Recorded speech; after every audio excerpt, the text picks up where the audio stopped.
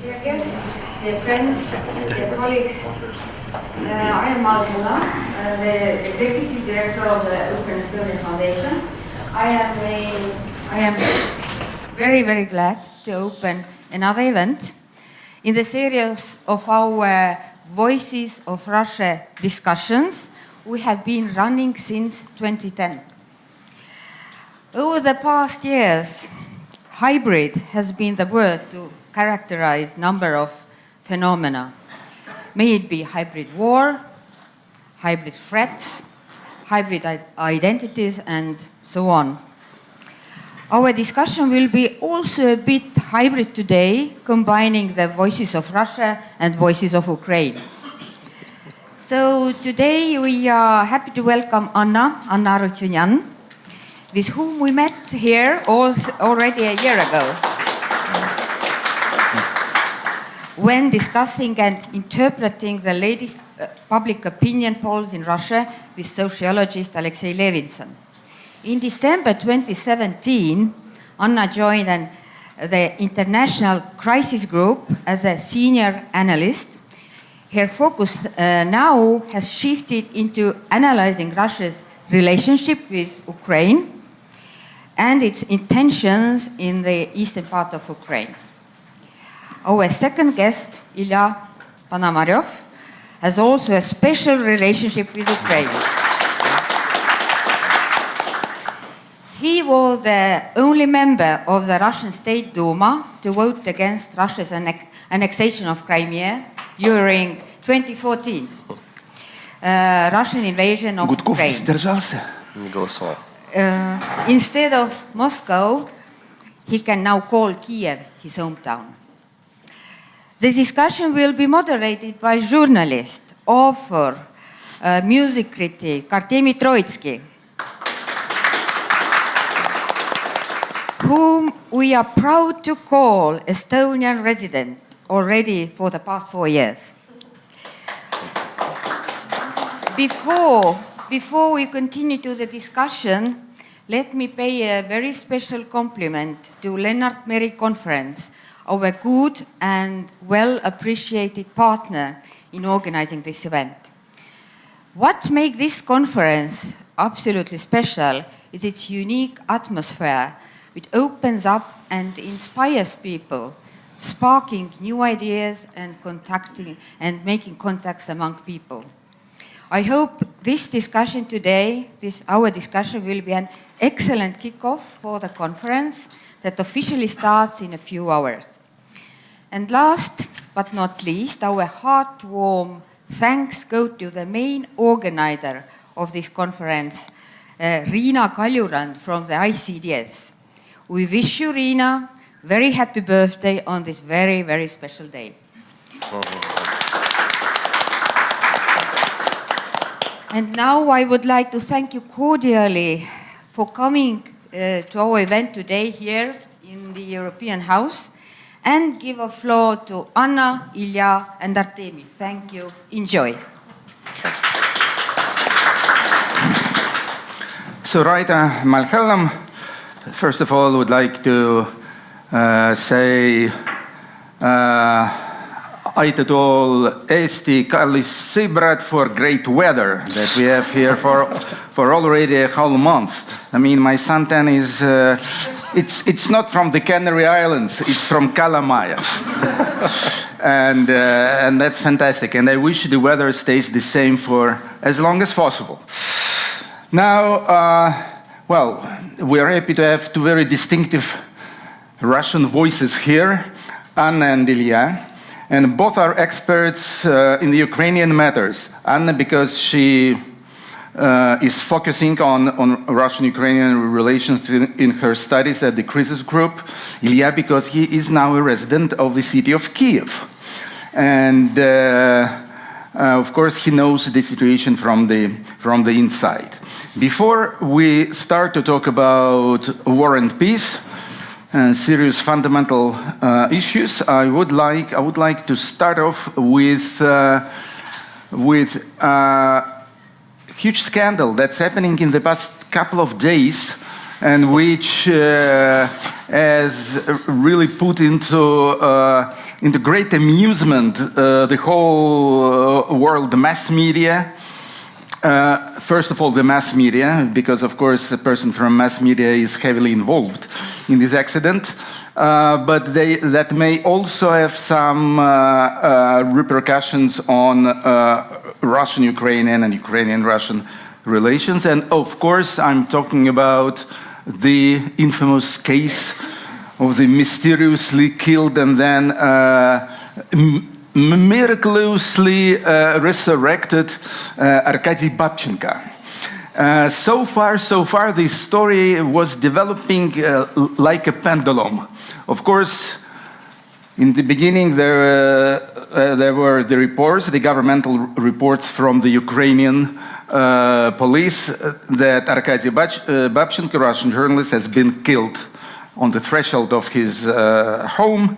And of course, well, everyone understood that it has something to do with the Russian special services.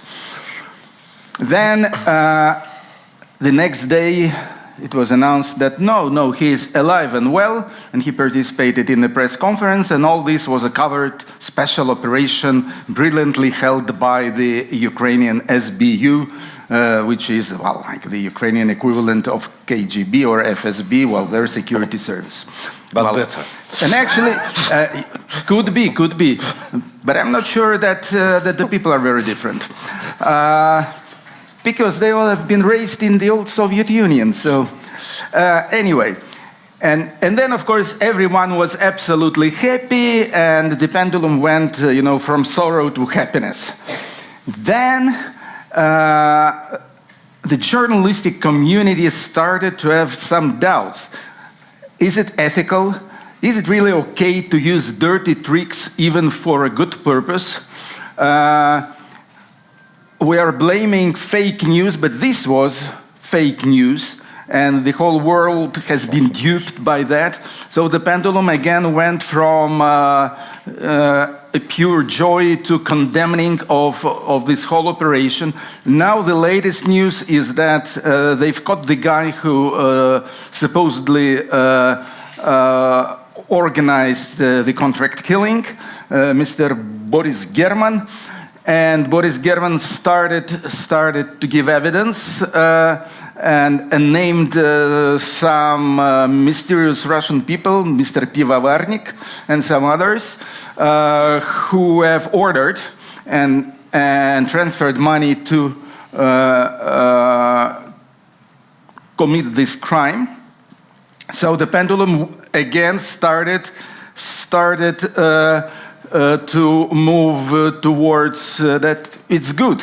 So a very contradictory situation. Ilya knows a lot about it, much more than we all. So I would like you to flash some light on what's really happened. Thank you very much. Yeah, it's a very important thing because there are a lot of discussions about this, and to my mind, there is absolutely nothing contradictory about it. It's public perception, yes, because we are living in the hybrid war, so the opposite side is actually trying to make the situation contradictory and trying to put all these like ethical questions and whatever, but there are none. The situation is extremely simple. It was a month and something ago when SBU, through its agents,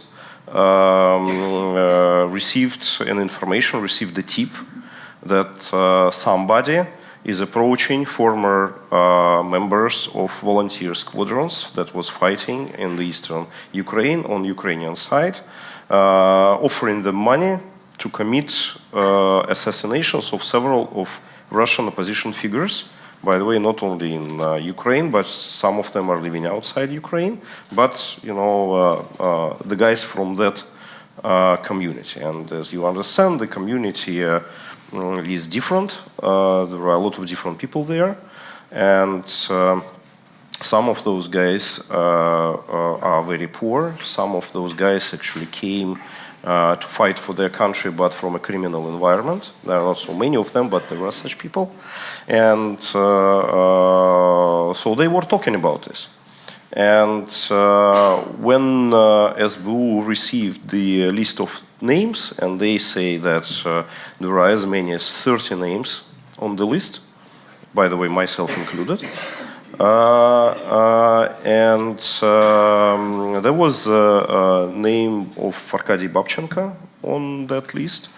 And what they have done is they identified the person who agreed to be the killer, and they captured him and converted him into their agent. He agreed to cooperate in return for his freedom. And then they approached Arkady and said, so there was a procured job against you. There would be an assassination attempt against you. But if you would play together with us, we can actually quote the guy who was doing the procurement, so the FSB representative in Ukraine. And that's exactly what they have done. So this killer, who was already working for SBU, agreed to do the job. There was a hidden camera which captured the moment how the guy from FSB transferred the money. Sorry, the guy from FSB is this German. Boris German. German, yes. And why it was a local businessman. Yeah, why it was him, because he is the private manufacturer of weapons. And these volunteer squadrons, they were buying a lot from them, so that's why he got extensive network of his contacts in that particular community. And that's why it was easy for him to talk to them, in private, and in a trusted fashion.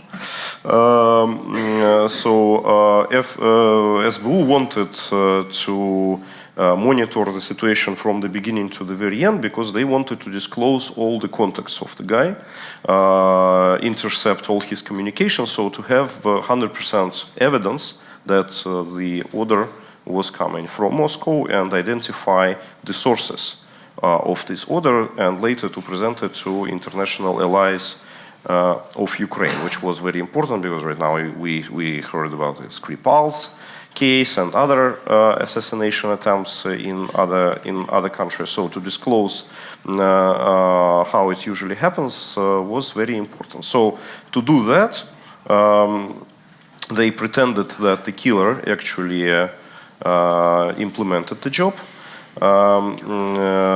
For some reason, by the way, they wanted to do it in the day of Championship League finals in Kiev, but didn't manage to do it, so it's happened 2 days later. But they wanted to do it in that day. Probably SBU didn't want, even in the pretentious mode, to somehow disrupt and provoke panic during the day. So that's why it happened 2 days later. But they needed to make sure that the guy who paid the money is 100% certain that it happened. So, and after he came to pay the rest of the agreed sum, they actually captured him. So I think it's a brilliant success of SBU. To my mind, it's actually the first case in Soviet and post-Soviet history when they managed to identify the whole chain and have a 100% hardcore evidence that it was Russian official security forces behind this, so it's not a private initiative or whatever. And that's, by the way, what this German guy is right now to play in the court, because the evidence is so strong. So now he's saying that it was not FSB, it's it's this Pivovarnik, it's like private guys. But the truth is that SBU has all the line of communications captured. Okay, well, what you've told us sounds very logical. And I really hope that this is so. although still the case is, is not completely clear. Of course, Babchenko is a hero, Yeah. and I personally feel, because again, it's a personal issue for me, it's a personal issue for my security, it's an issue of security of my friends. During last 4 years, as many as 8 guys whom I knew well were assassinated in different places.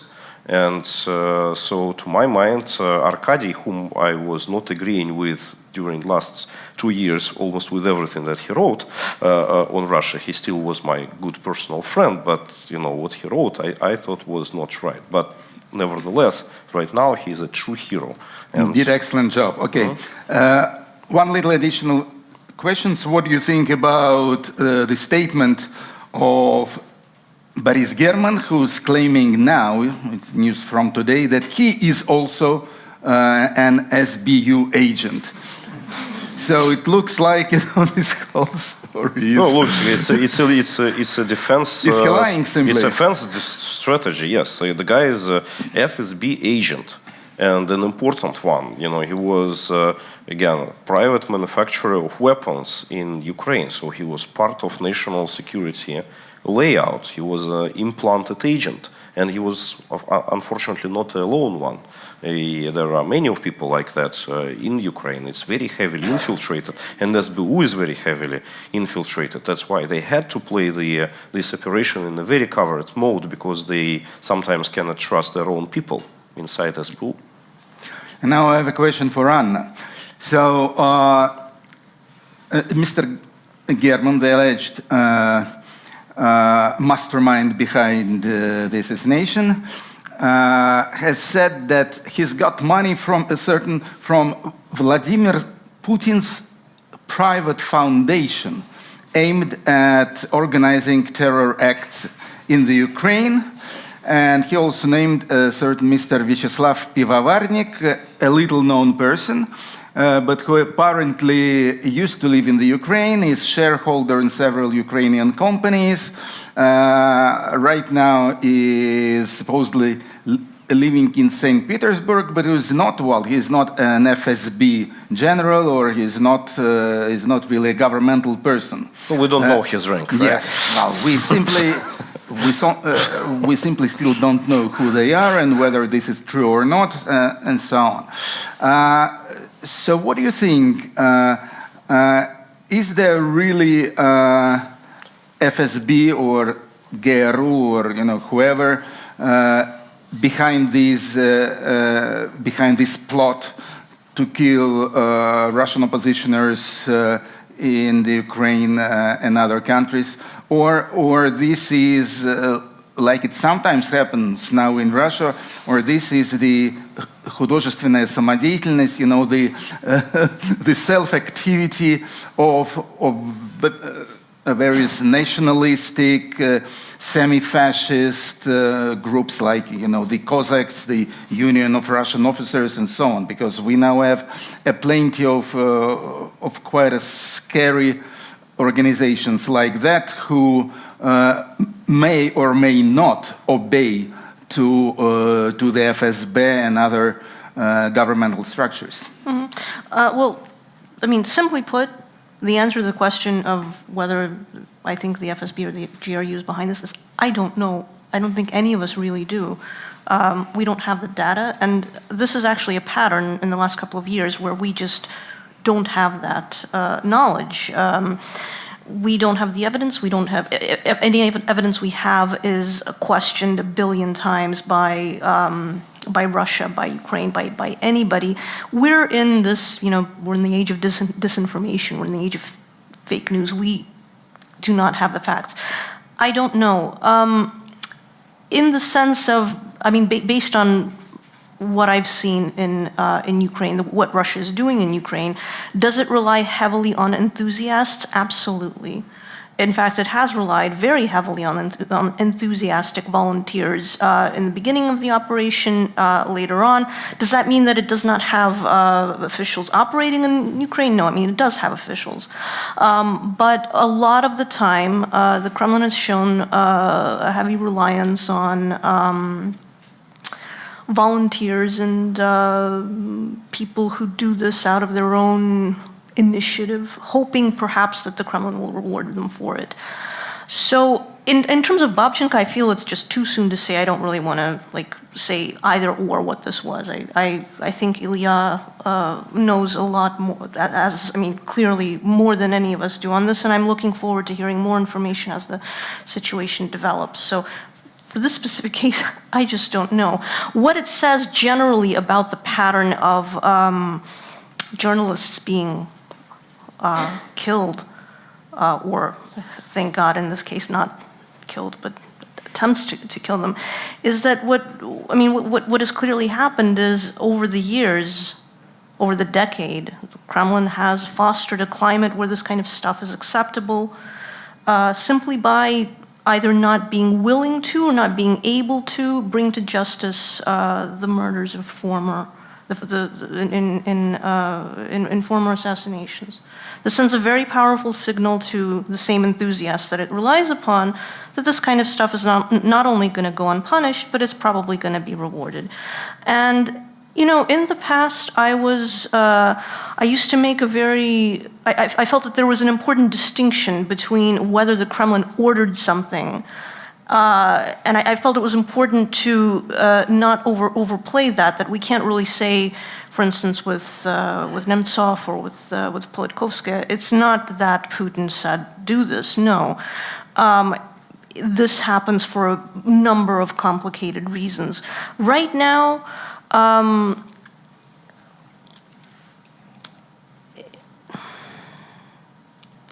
my initial impression when I heard the news about Babchenko's death, and before I learned that it was staged, my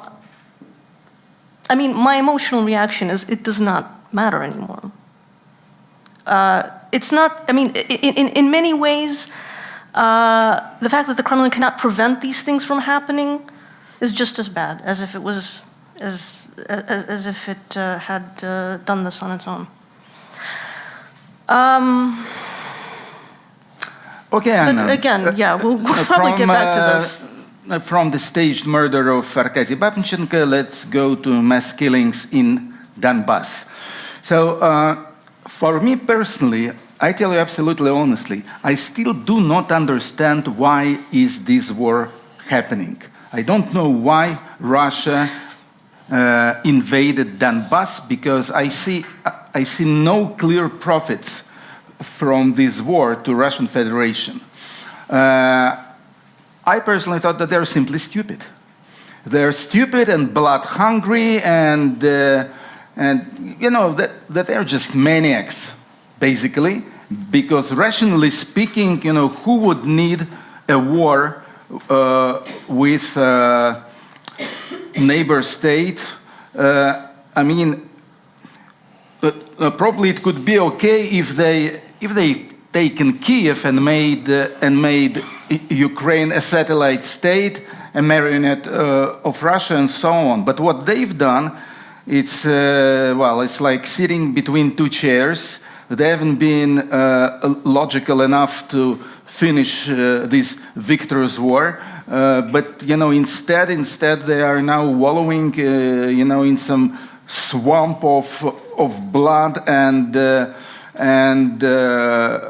global condemning. So, first of all, why this war happened, and second, of course, is there a way out of it? At least from the point of view of Russia, what is their plan of finishing the offensive in eastern Ukraine? Mm-hmm. Well, to go back a few years, I think it's important to remember that after the annexation of Crimea, which was a separate thing altogether, the Kremlin initially toyed with the idea and was enthusiastic about the idea of something similar happening in eastern Ukraine. It felt that if only we could just, stoke another popular uprising in the East, and these uprisings were already happening. And then, everybody will happily join Russia, just like it was in Crimea, and it'll just be, this Russian spring and flowers and yay and bloodless, and it didn't happen that way, obviously.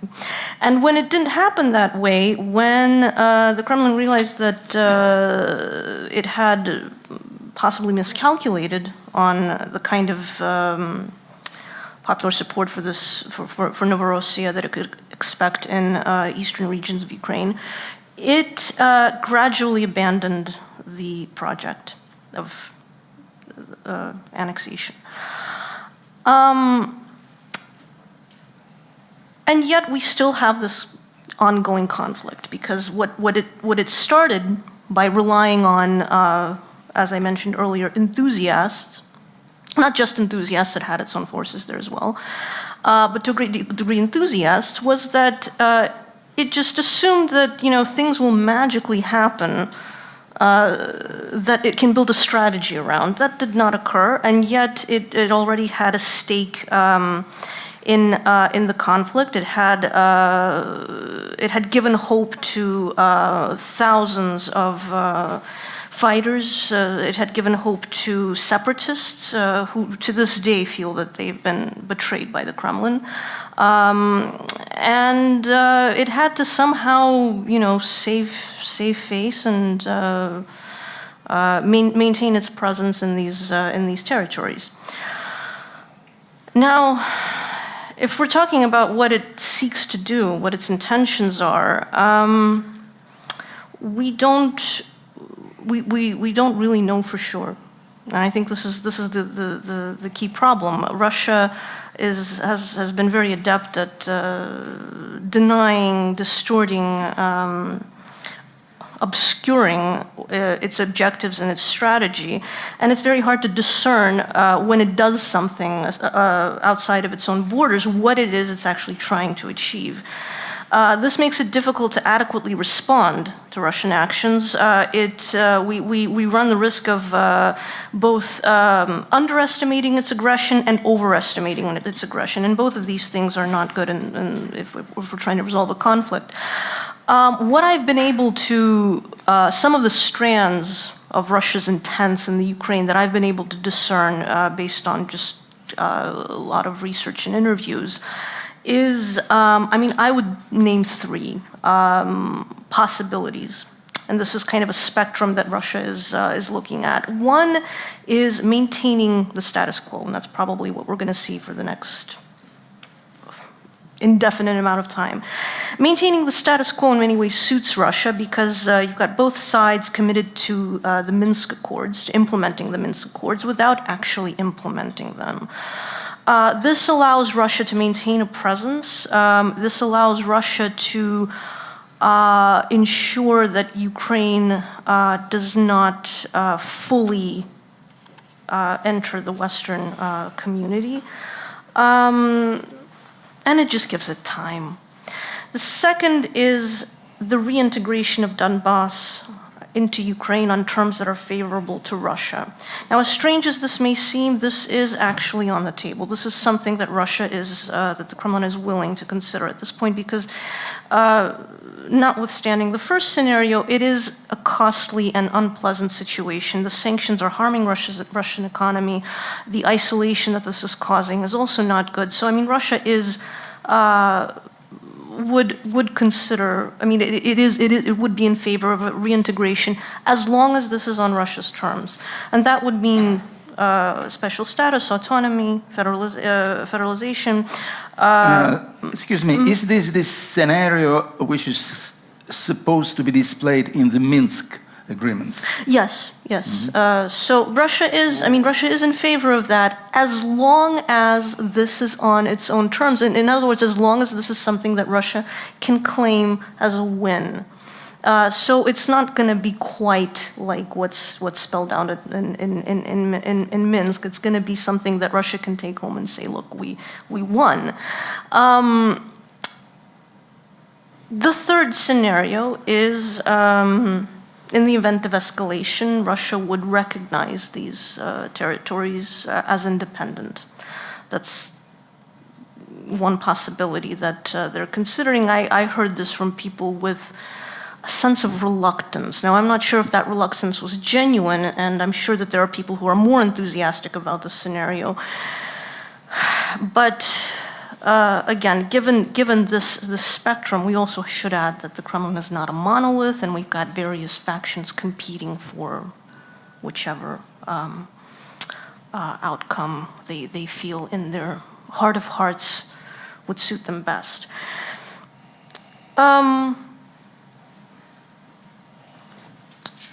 So I mean, this is kind of the spectrum, and this I'm speaking about Donbass. Crimea, I think, is an entirely separate issue. I don't really imagine any way that Russia would give that back. But on Donbass, I mean, the interesting thing that I managed to that I hear from people in Moscow, close to the Kremlin, is that just how many options they're willing to consider. They really have no clearly defined red lines on this. They're bargaining.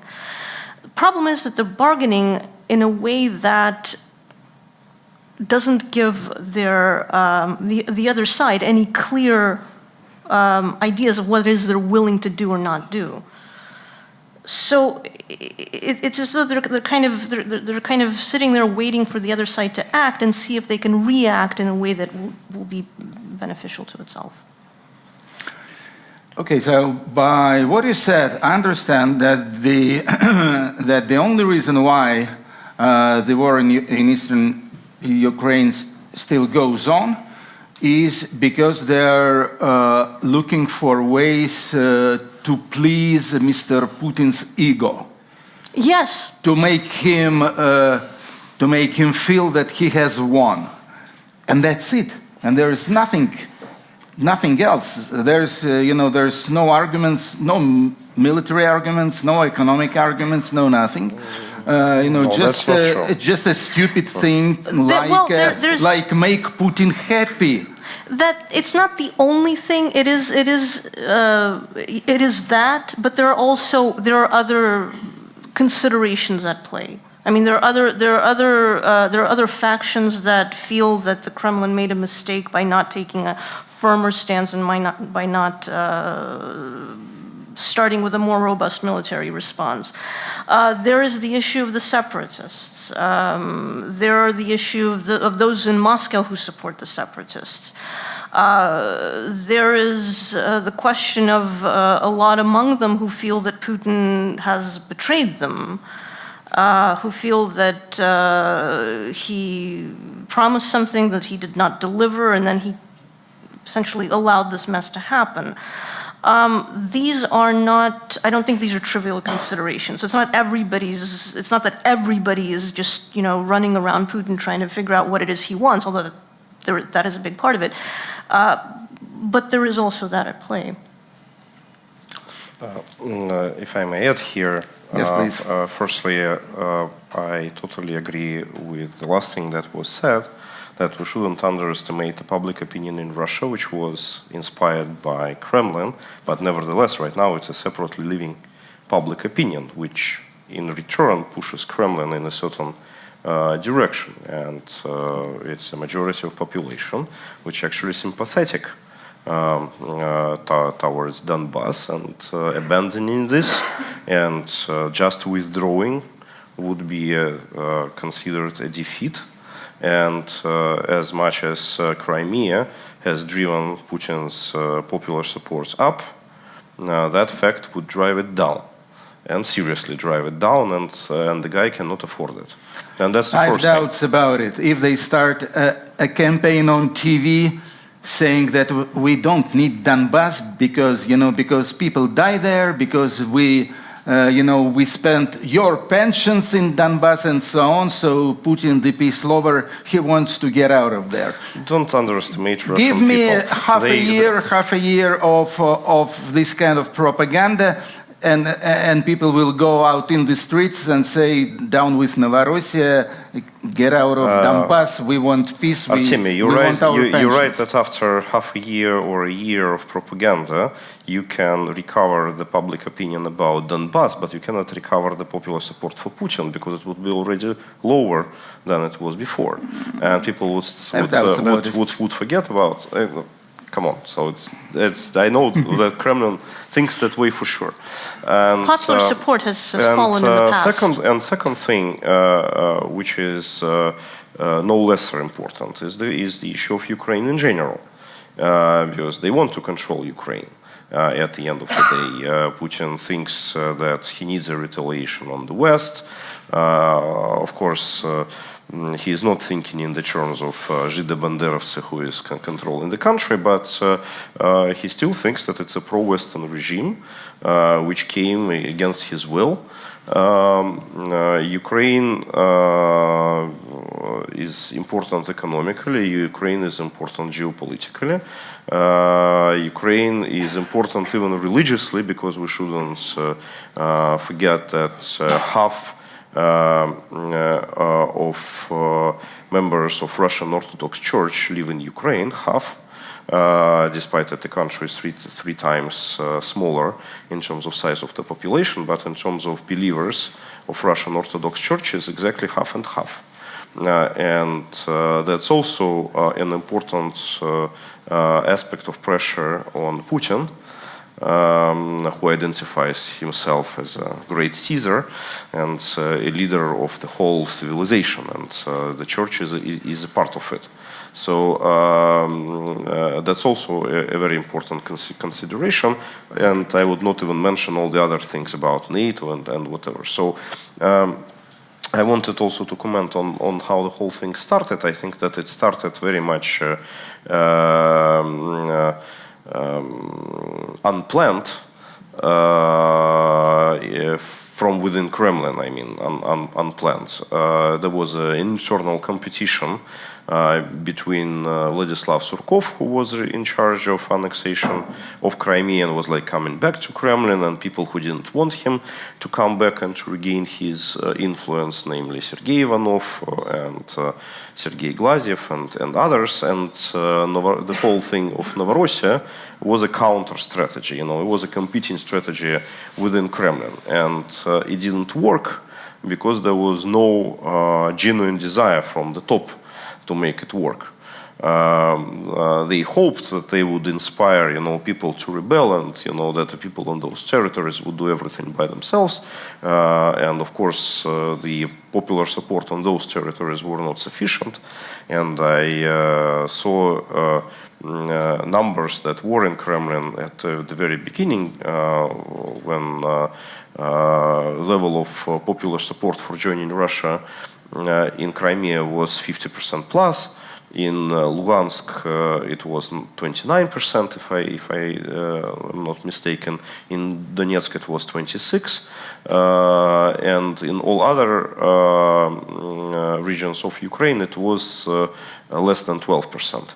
So then it was trailed by Kharkiv, Dnipropetrovsk, and Odessa, and Nikolaev. So it just simply didn't work that well, but not because Russia wanted but did not manage to, but because nobody actually was seriously putting resources behind it. And when Surkov managed to sustain his position and saying, so look guys, you screwed up, as I was saying from the very beginning that you're going to screw up, then they started this strategy of taking out all the insurgents like Strelkov and others from the territory, physically eliminating all the passionate elements like Mozgovoy, like then Motorola, Givi, and others, to make this situation just as a proxy war. But right now they hold this region as a hostage, and they want to use this region as a matter of influence in the Ukrainian politics, which I'm correctly saying. Okay, Ilya, and what was the almighty Mr. Putin, what he was doing then? Was he sleeping or what? I mean, you're talking about Surkov versus Ivanov, Glaziev versus God Artemy, knows who. Putin is a balancer. But this is a serious case. It's a case of peace and war and billions of dollars and human lives. Well, of course, they don't really give a shit about human lives, but still. So what was Putin doing then? Putin took a very active role and sustained his personal position against the will of his surrounding in the question of annexation of Crimea.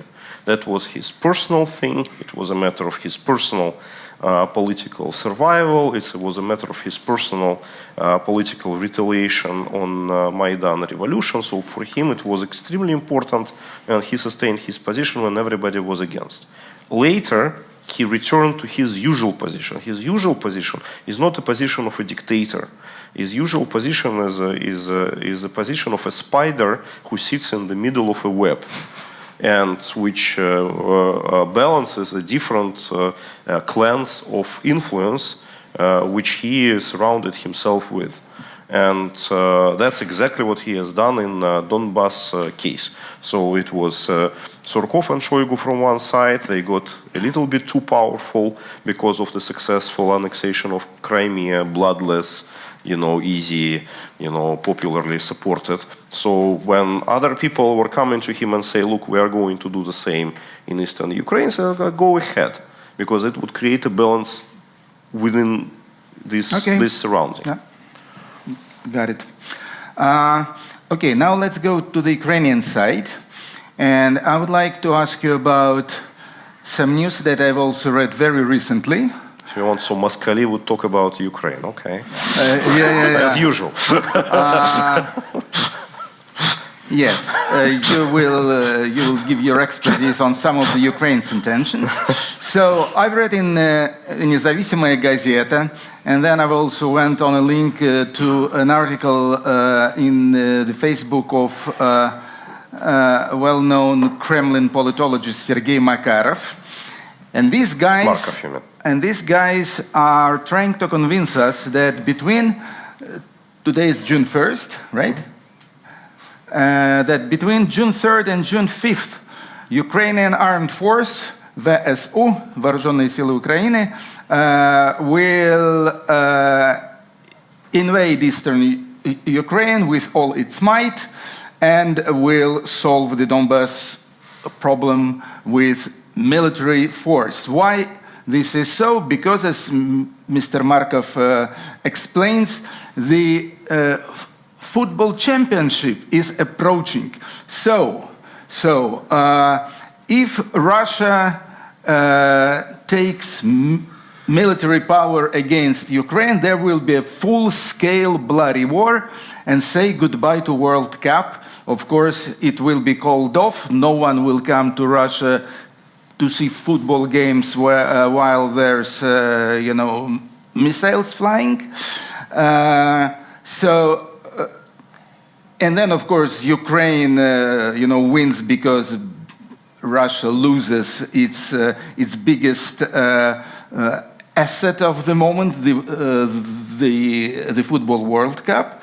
And of course, if Russia decides to preserve the World Cup, it will not respond to the Ukrainian offensive, and then, of course, Ukraine wins the war. So this is the logic of the Kremlin, and I would like to know, what do you think about that? Are we going to see a big hot war in the next several days or not? Is this a popular theory in the Ukraine itself? Well, that's exactly the way Kremlin thinks, and if he would be on Poroshenko's place, that's how they would do. And that just illustrates their approach towards this conflict, very sadly so.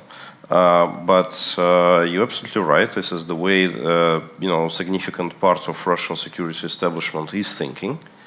And because of that, they were taking seriously military measures. They were sending a lot of new military equipment to eastern Ukraine from the end of April. There was massive reinforcement sent there. but I don't think that they were planning an offensive. I think, they were responding, reflecting on their own paranoia, which you just expressed. And I think that actually this whole thing with Babchenko was linked to it. Why it was linked to a championship league? Because, they needed to offset something with a soccer cup championship symbolically in the PR. In the PR fashion, and so that's why they were recruiting people from these Ukrainian nationalist circles, because the message that they wanted to sell is that Ukrainian nationalists actually killing Russian, even Russian opposition. They're creating a provocation, so that's how they would play it in this hybrid campaign in case Kyiv would actually start an offensive in eastern Ukraine, which I, of course, don't think would happen. So you think that this is a wholly Russian invention, and in the Ukraine, such scenario wasn't even considered? This whole thing is Russian invention. This whole war is Russian invention, unfortunately, from the beginning to the end. Okay, Anna, now I would like to ask you about what you told us what are the possible scenarios considered in the Kremlin. My question is, what is more likely? And there apparently is another scenario, the violence scenario. I mean, a full-scale war against the Ukraine. Do you think that this could ever happen? Well, I hope not. We all do. I don't really think that the Kremlin is just sitting there and dreaming about an excuse to go in there and start a full-scale war and occupy these territories full stop. That's not the case. I don't think it wants a full-scale war. I mean, there is a serious consideration about the repercussions of its actions, what's happened as a result, the isolation that it's facing. I mean, the Kremlin is looking for ways to start kind of reconciling.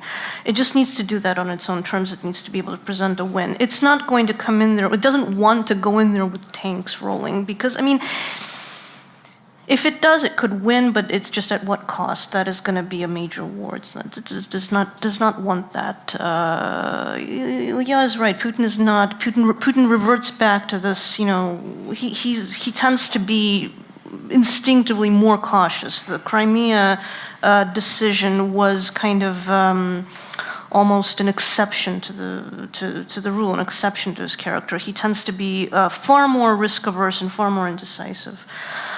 So that's not something that Russia wants. Problem is, if there is such an offensive on the Ukrainian side, and I don't want to talk about this particular one that Markov has said that's not really, but that I mean, my sources tell me that there is in Kiev there is a wing that wants that. That would not be.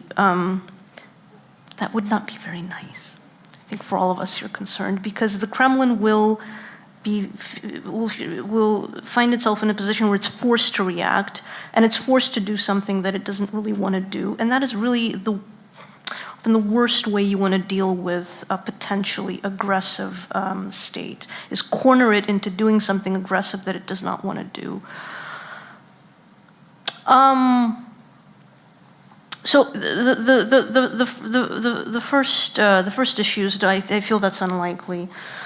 In the event of an escalation, as I said, there is what might kick in is the third possibility. That is the recognition of these of the statelets, going back to the Abkhazia South Ossetia scenario. Again, not something that is that the very top is too enthusiastic about. There are lobbyists for this issue, but at the very top, it's not something that's that they're just itching to do. I mean, I would lean to the first two variants, either the status quo and maintaining this, hot peace, or freezing the conflict, or some form of reintegration where the Kremlin can, quite frankly, get this off their hands. Find a clean way to say, okay, that's it. We've won. We can get out now. Because, I mean, what that will do is allow the Kremlin to start negotiating about the lifting of sanctions and start kind of rebuilding ties with Europe, which we saw some overtures in the last couple of meetings, given that the U.S. withdrawal from the Iran deal actually presented an opportunity for the Kremlin to say, hey, the U.S. doesn't want to be friends with you. Well, we're here, and the meeting with Merkel and Macron. I mean, generally speaking, I think that we do need to consider that that the Kremlin thinks opportunistically. And if it sees a good opportunity to channel its desire to be a global power in a constructive and positive sense, it will take that. So, Ilya, Anna says that under certain conditions, the Kremlin can sign the Minsk Treaty. The question is, do the Ukrainians want to sign the Minsk Treaty, and what is their stand in this Minsk situation? In Minsk, what is signed, and Russia, as we know, is not a side of it, but those agreements, they were dead from the day one. They are unimplementable, to my mind, and they will never be implemented. And firstly, in general, Russia, of course, is the main beneficiary of those agreements. Putin, it's written in his favor, because the way they are written, it starts from this autonomy for those regions, and that's exactly, as Anna absolutely correctly said, is his end game. You know, that's his terms of the peace, and he wants to keep those regions with the officials elected under his control, so that he would influence the Ukrainian politics and would drive it in the direction it wants it to. And of course, that's totally unacceptable for Ukrainians. And then it starts an endless debate about a sequence of steps under Minsk agreements, and Ukraine is correctly saying that the first thing is the true ceasefire, and since it's even theoretically ceasefire cannot happen completely before the general pacification of the region, so it's an excuse to say that, you know, we are waiting for the ceasefire and we are not moving to a second stage, which is the special status of the regions, because there is no ceasefire. And that's why it's impossible to implement it. What can be implemented, and I think that's what will be implemented in the end day, is this initiative of peacekeepers in the region. And I think this is actually can be, if the cards would be played right, that is the way of this face-saving solution for Putin.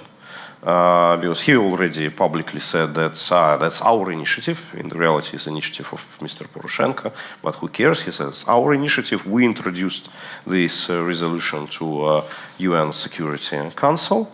Okay, good. So the only debate which is important there is whether if even Russia says, okay, so the peacemakers would be on the whole territory of this territory, will they carry the functions of the management of this territory, whether they would be not just the police function, but also like an interim government, essentially, of this territory, or, you know, the officials would be still elected in the open process. And I think that at all costs, the elections on this territory should be avoided. Because in the situation of a military conflict, you will not get the objective results of the elections. All pro-Ukrainian part of the population left. Out of 4 million people which live in the region, at least 1.5 million right now are displaced persons in other parts of Ukraine. They will not return just to participate in the elections. Then you but would... maybe they can vote in Kiev, in Lviv.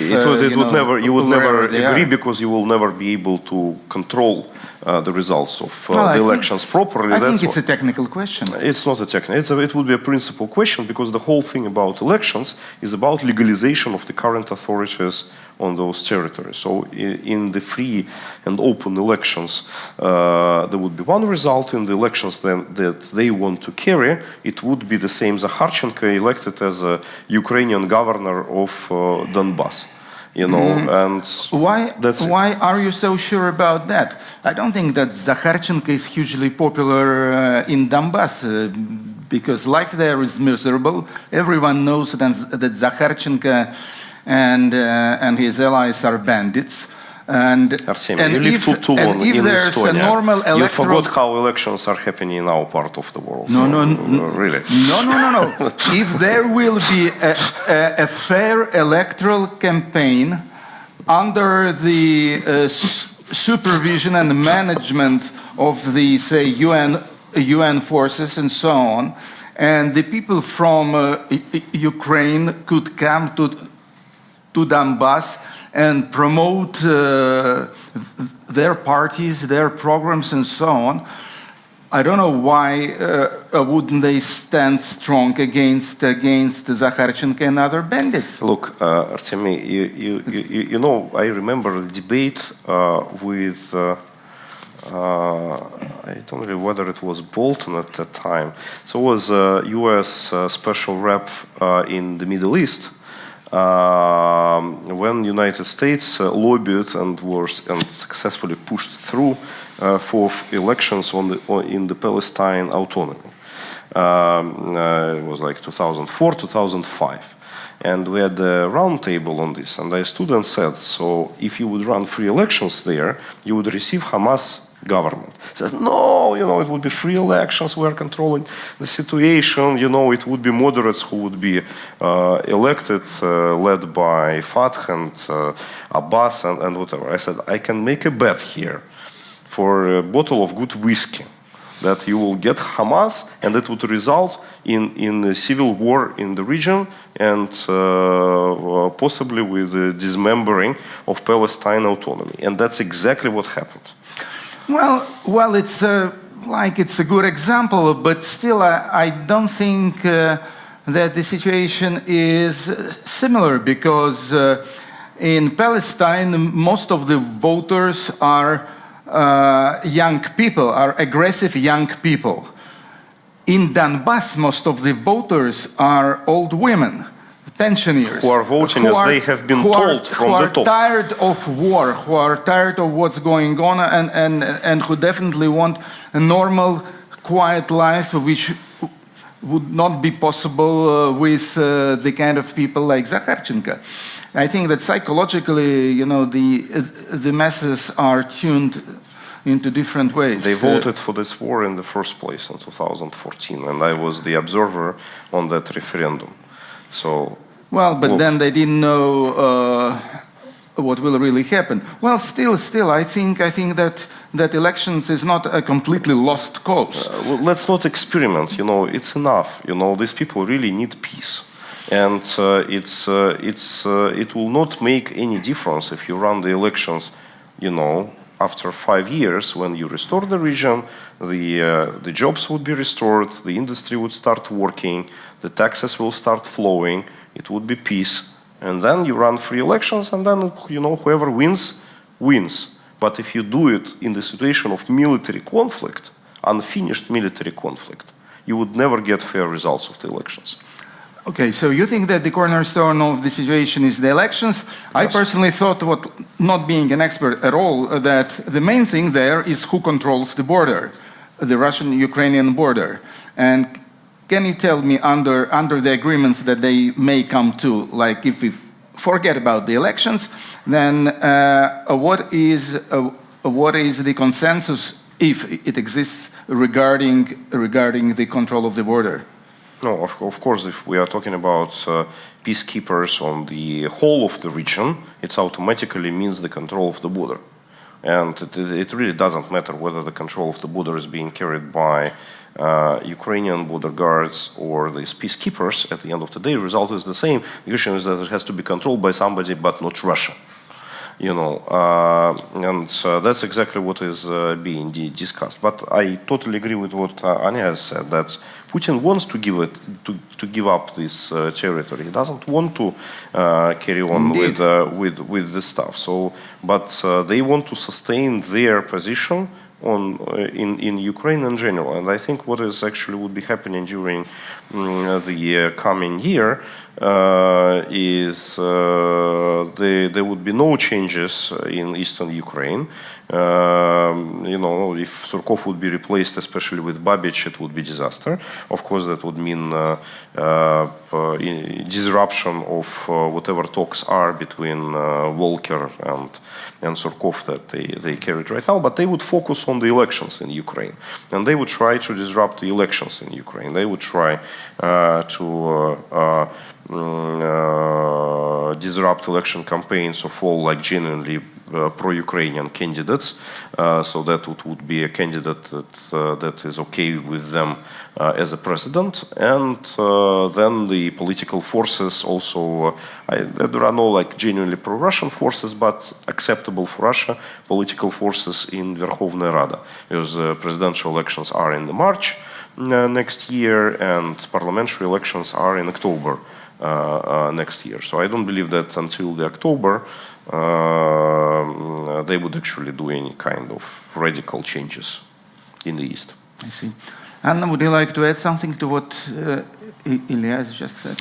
About the peacekeeping talks, this is a very interesting situation, actually, because I think that from Russia's perspective, a decision on this could be a really positive step forward.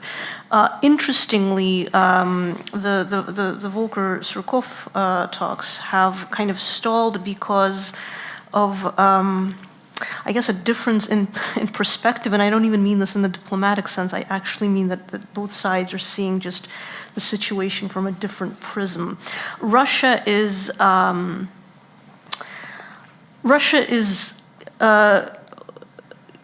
open to a number of variants here. It's open to a phased plan.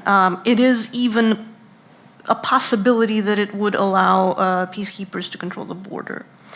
However, what it really needs is to be able to come home and say, this was our proposal, this was our resolution, so we are waiting on you, the American side, to provide us amendments to our proposal. Mm-hmm. And the way it is right now is that the American side is like, they're thinking that they came up with their own proposal, gave it to Russia, and now they're waiting for Russia to respond to it, and Russia's saying, we've got our proposal. Oh, but Volker said that it's okay if it is a Russian resolution.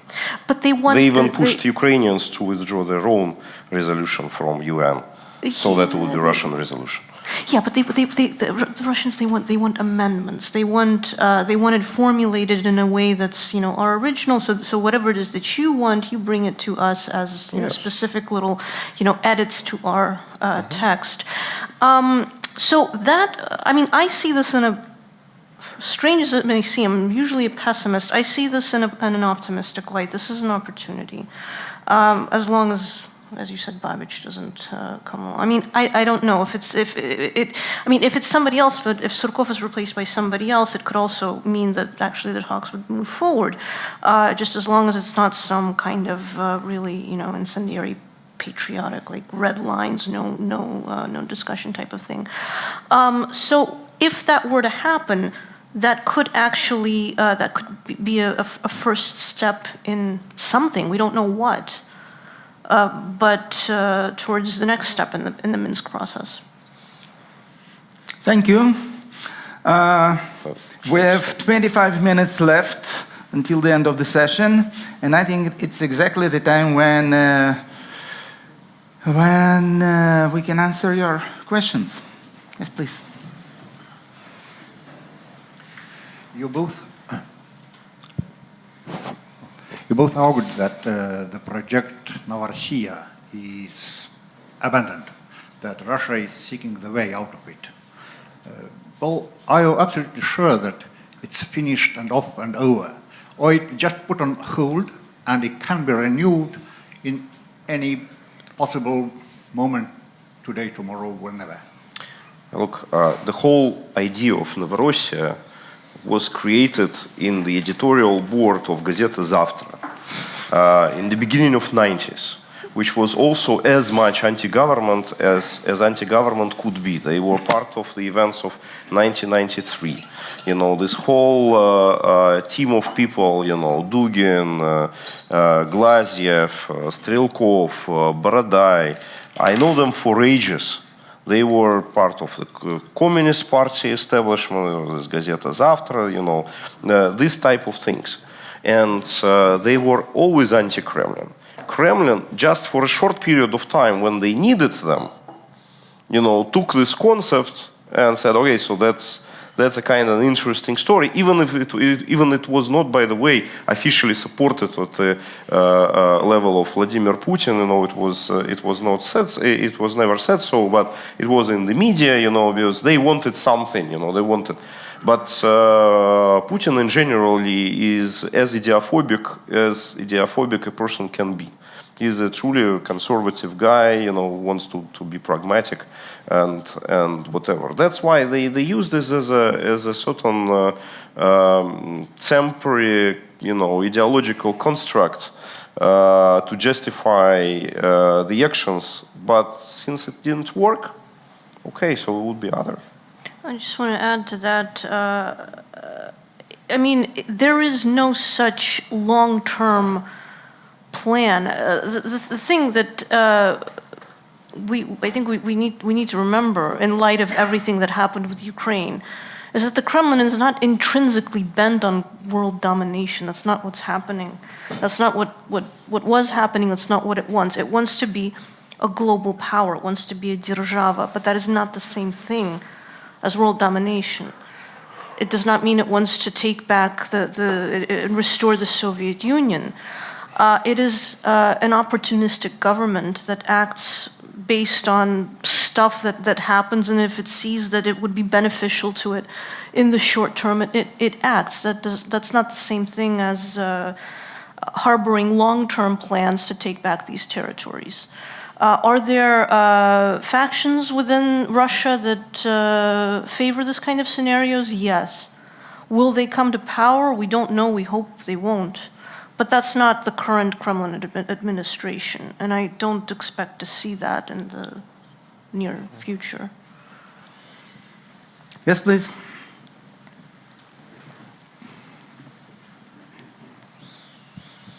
Hello, thank you for your insightful discussions and for sharing your viewpoints. My question touches upon the Babchenko case and the potential response to it. It's the second time in 2018 that we have had a case of Russia trying to kill its citizens in other countries, as we had with the Skripals in the UK. And the response to this was quite strong from the West and its allies, where there were officials and delegates sent out from their countries and so on. I think in many ways we have to take this Babchenko's case on the same bar, because it was an assassination attempt, more or less. And we have to be really careful with the signals that we send out if we don't do anything, the West and Ukraine's allies, because Putin will see that once again he can do whatever he wants and he can get away whatever he wants in what he does in Ukraine. And second of all, that West doesn't really care or do anything in Ukraine unless it gets too messy, so to speak. So my question is, do you think something should be taken as a response towards Russia, or something will be taken? Yeah. Thank you. Firstly, it was not more or less an assassination attempt, it was an assassination attempt. Secondly, of course, action should be taken. Whether it will be taken, you know, I have certain doubts. But of course, I would do my personal best to ensure that something would actually happen. But even in Skripal case, we actually see how it's happening. Because when another friend of mine, Alexander Litvinenko, was murdered back in, what was it, 2012, I believe, yes? No, earlier than that. It was even longer, so the time flies. So, 2006. yeah, so, yes, 2006. yeah. The current Prime Minister of Great Britain was the person who did her best to block the investigation of Alexander Litvinenko case. She personally has done everything because they needed good relations with Russia, and if it's not efforts of Marina Litvinenko and Alexander Goldfarb, who was helping her in this case would never be properly investigated. Right now, politically, the situation in Great Britain is different, and that's why when it's happened, it was at full alert. But look at the reaction of other NATO members and in Western countries. British said that they are going to consult NATO about invoking of Article 5 in regards to using weapons of mass destruction on their territory. By the way, again, exactly the same as it was in Litvinenko case. And so far in history, it was only one example when Article 5 was actually invoked. It was after September 11 in the United States. That was the only example. And when British started to say so, they were getting negative responses that it would not be supported by other NATO members. And they, as a compromise action, they decided to expel Russian diplomats from different embassies in Western countries. How, expulsion of Russian diplomats were linked to that particular case? There was no linkage. It was just because it was a compensation for British, so to that we express the solidarity, but we don't go into what can be a military type style response to this. Here in Ukraine, we are facing a full-fledged war where every day somebody dies, every single bloody day. And still the response on behalf of the West is absolutely inadequate. Germans are building Nord Stream 2. Macron is coming to St. Petersburg Economic Forum and even being asked, straight in the face about the Malaysia airplane. He said, I now just heard the positive signal from Vladimir that he's going to pay attention and participate in the investigation. So, what a joke it is. So whether the action would be taken, unfortunately, I have doubts.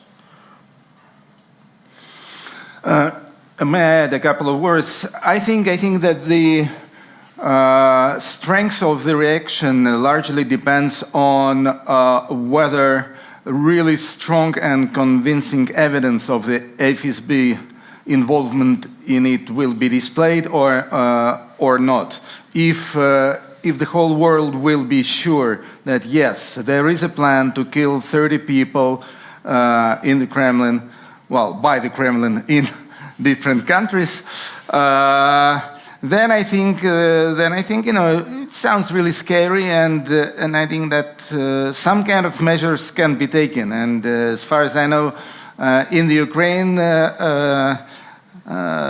President Poroshenko has already announced that they will give security guards to all the people on the list. Yeah, it was announced, but again, Ukraine is Ukraine, and obviously in Ukraine the reaction would be strong. But those guys, they are not carrying their military IDs with them. So what kind of evidence can be provided? It's basically what can be provided and what would be provided is words of SBU. So, and then it's up to you. If you want to believe in it, you will believe in it. If you don't want to believe in it, you will not. And already all the Russian sympathizers in the world were mobilized to criticize Arkady for unethical behavior as a journalist. You know, and that's the whole thing. It's an outrageous. It's outrageous, absolutely. People, exactly the same people who were criticizing Babchenko when he was alive and he was writing things that he wrote in his Facebook, the exactly same set of people were the first to write, you know, we lost such a great guy and we will participate in the funerals, and the next day when it appeared that he is alive, again they started, so like, what a bastard that he is alive. Yes, please. So my question is to Mr. Ponomarev. Could you please tell us about the power in Russia? How much of the power does the Russian parliament, the Gosduma, have as opposed to the Kremlin? That's my question. Is there any competition whatsoever? No. The answer is very simple. No, there is no power. The power is only in one place in Russia, and all the checks and balances, which do exist in this system as well, but they are not institutionalized in any kind of official bodies. And that's the great danger, because it's a characteristic of Bonapartist type government regime that we currently have, which is linked to one person. And as I'm saying, he's not a dictator, but he is an institution, not because he's a president, but because he's Putin. And it doesn't matter, you know, whether he's called the president or the prime minister or Tsar or a pensioner, you know, he is still Putin, and all the power is linked to him personally. And as soon as he dies, you know, when it would happen inevitably, as we understand. He is mortal, you know, sooner or later, I hope sooner than later, but, you know, when it happens, the whole system is defunct.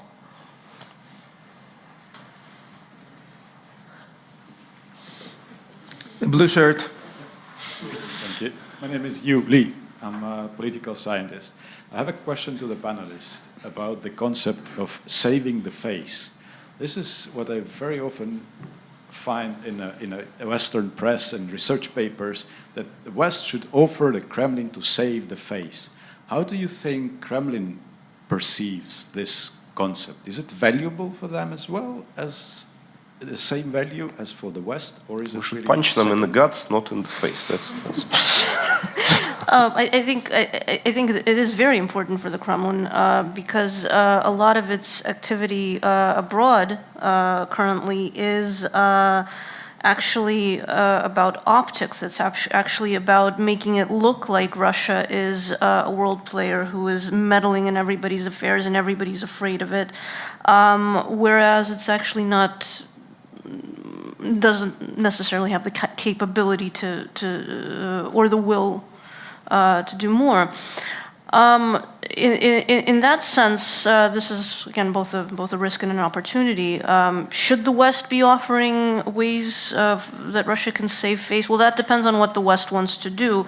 And again, the West is too broad a concept. I think we're talking about several states that are part of the West, and it really depends at this point on what it is that each country dealing with Russia wants to see happen. I mean, I think in that sense, there does need to be a more realistic approach in the sense of like recognizing Russia's premium on this kind of on these kind of optics, not in the sense to say that Russia is right or that it gets a free pass, or by no means in any case of appeasement, but on a purely practical issue to see how it can get Russia to stop doing bad things. That's not the West's responsibility, but I'm sure that Western countries are just as interested in this as actually we are all interested in this. So is there a difference about how the Kremlin perceives saving face? Of course, but I think it's important to look at its past actions in order to predict how it will respond to future sanctions. I wanted to add to this that, as Vladimir Lenin used to say, there are compromises and there are compromises.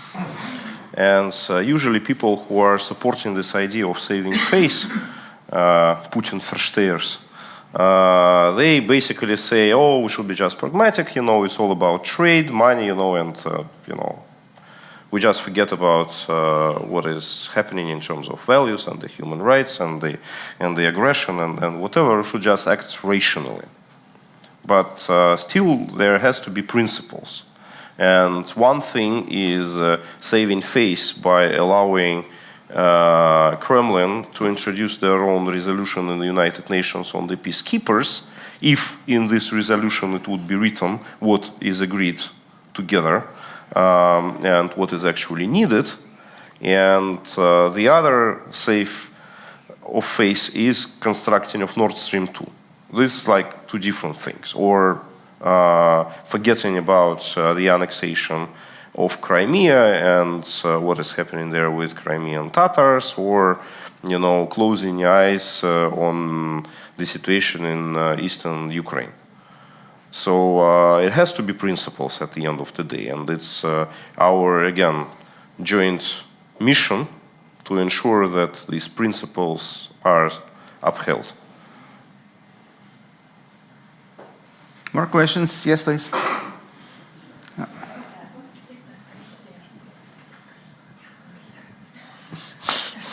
Thank you. Ladies, This has been first. very illuminating. I'm Kristi Raik, Director of the Estonian Foreign Policy Institute at ICDS.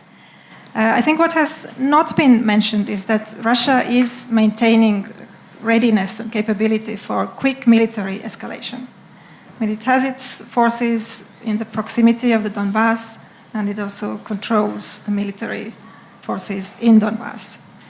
So, as you said, the Kremlin is not really keen to start a full-scale war. But still, the fact that the readiness is there, it kind of begs the question, why? And what could be the scenario where these forces and this escalation readiness would actually be mobilized? Thanks. Because it wants to show that it can. Doesn't necessarily mean that it will, but it wants to show that it can. Basically, I 100% agree. I think it's, in general, for any country, it's normal to have its military in operational mode, and for post-Soviet Russia, for many years, it was a great problem. By the way, it's even now the military might of Russia is sometimes over-exaggerated in the West for very understandable reasons. Some people want to have more budget allocations for themselves, in fighting preparations. But of course, Russia also is trying to play its cards right, and Putin is a master of bluff. He's a good poker player. There are not so many capable military regiments in Russian military. They have done a major campaign on military modernization and replacing outdated equipment. But I can tell you, as a member of Russian parliament who was regularly reviewing the progress was not encouraging at all. And I remember the conversation with Shoigu when he was already Minister of Defense, when he was saying that 80% of the equipment, of the new equipment which is coming to military, is unoperational and has to be repaired from the day one. And that's a result of Serdyukov's reforms in military industrial production. Yes, amount of money, if you look at the budget which was spent into modernization, is substantial and, sometimes I would say breathtaking to the Russian standards. But how much of this funding was actually stolen on the way?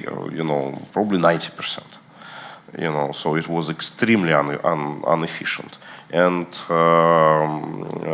the offensive, whether Russia can organize another offensive in Donbass, most likely on this, in this local area, most likely it can. But at what cost? Cost would be tremendous. And currently, Ukrainian military are already capable of efficiently counteracting with any kind of military offensive. For Baltic states, the situation can be different because here military potential is very low. But I don't think that in any case Kremlin, even in the current state of mind, would actually organize any like true military campaigns. Some security provocations, I think especially Lithuania is very much vulnerable to this because there is a railroad which connects Kaliningrad with the rest of the country, which is coming through Lithuanian territory. But like frontal tanks operations, no, I don't believe that would ever happen.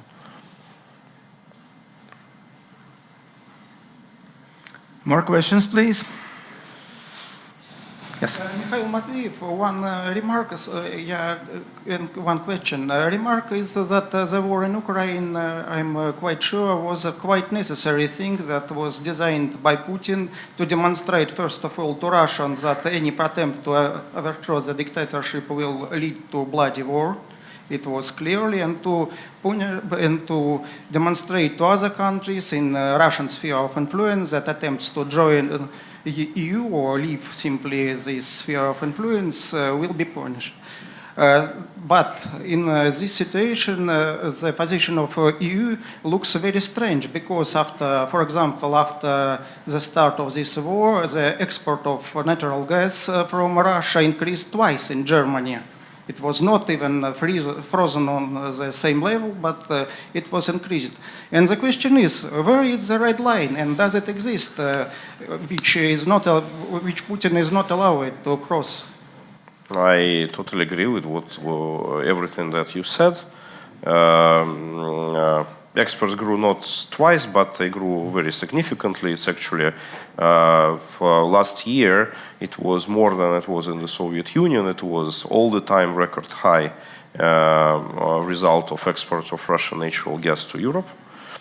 So the energy dependence has not decreased but increased over the last 3-4 years, despite all the statements of European Commission and whatever. And of course, it's, you know, that's an illustration what the real policy is of European Union. And this is very worrying, and I think it's not in the interest of European Union, and it's not in the interest of Russia.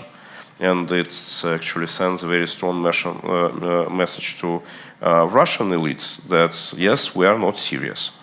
And that's how they take it. And right now, only Americans, you know, this beloved Trump, great Putin's buddy, he is acting actually properly, you know, because he needs to clean himself from all the Russia's links. So what Americans are doing, they are doing the right thing.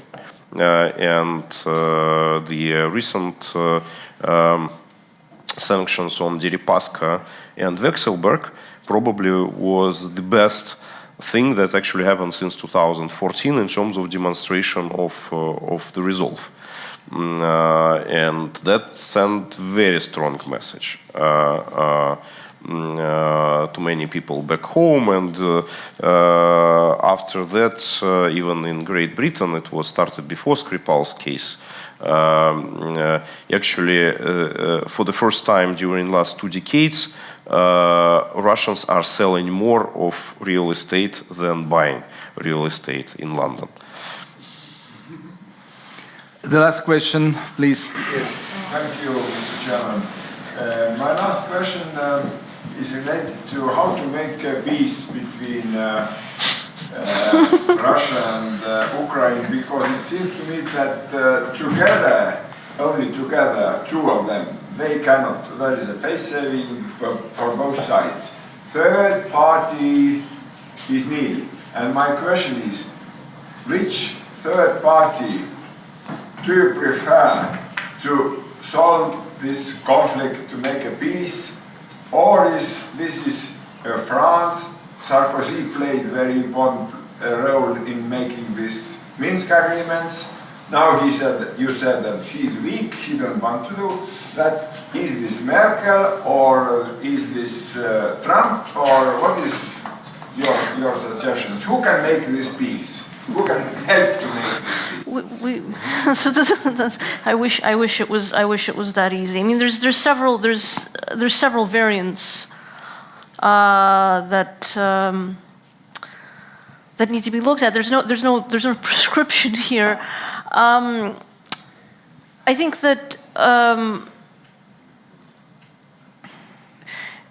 in terms of a third party that's going to, I mean, I would see this in Europe. I mean, possibly the kind of somebody who's already got a good relationship with Putin, such as Merkel.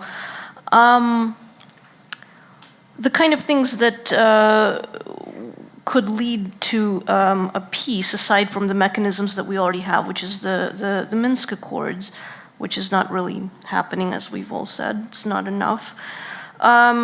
We can't really scrap this agreement because it's really the only instrument we've got. But we could definitely use with some additional channels between Moscow and Kiev, and between Kiev and Donetsk. The way that these channels would happen, again, this is somehow, this would need to be very nuanced, possibly back channel, possibly unpublic, and I think that Europe would be in a place to support this kind of mediation to make sure that, again, no red lines are crossed.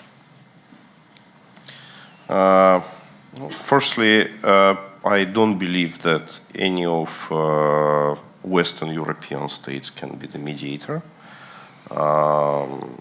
because they have vested interest in Russia. They don't have any interest in Ukraine, neither economic nor political interest. And it's, their involvement in all this Minsk and, Normandy formats, whatever, it's just face-saving thing. They are not genuine, and they were never been genuine from the very beginning, unfortunately. There is more vested interest in this situation in Baltic states or in Poland, but they are taken in Russia as very hostile. And that's why, it's hard to be a mediator when one side is like genuinely doesn't believe in your integrity here. In general, if we are talking about the mediators, you asked this question was unexpected for me. I was starting to think I can name two countries that can be such a mediator potentially, because they have good relations with both countries and good personal relations on the presidential level and whatever. This is Turkey and Israel. But I don't think that they would be very much willing to engage, but technically they can. But in general, I think that the resolution of this conflict would actually happen from within. At the end of the day, we are close relatives, Russians and Ukrainians. I think we can do it ourselves if international community would be consistent, at least to the degree of currently Americans are demonstrating this consistency in pressuring for the resolution. I think we will be able to do it. Okay, well, I'm afraid it's over. It's over. Thank you very much, Anna, Ilya. Thank you.